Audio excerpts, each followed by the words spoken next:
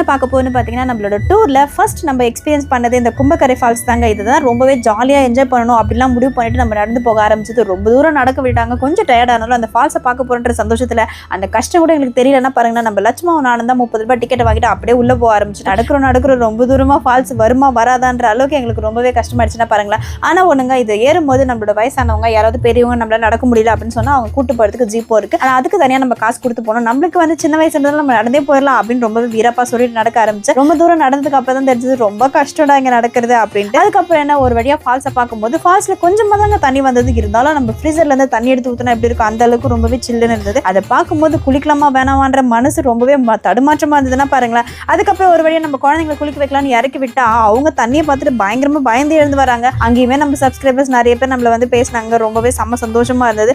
குழந்தைங்களுக்கு சும்மா குளிக்க வைக்காம கூட்டு வந்தா எப்படி, அதனால அங்க இருக்கிற தண்ணி எடுத்து கொஞ்சமா முகத்தை மட்டும் கழுவி விட்டு அதுவே போதுன்னு சொல்லிட்டு ஓட ஆரம்பிச்சிட்டாங்க. சரி, அதை பார்த்துட்டு அப்படியே வெளியே வரலான்னு வரும்போது ஒரு நெஞ்சுக்குள்ள பட்டாம்பூச்சி சுத்துகின்றது அப்படின்றாங்க. ஏகப்பட்ட பட்டாம்பூச்சியை பார்க்கறதுங்க ரொம்பவே சந்தோஷமா வருது. இந்த மாதிரி நீங்க கூட ஃபால்ஸ் போயிட்டு குளிக்காம வந்திருந்தீங்கன்னா வீடியோ கலெக்ட் பண்ணுங்க. தேங்க்யூ, பாய்.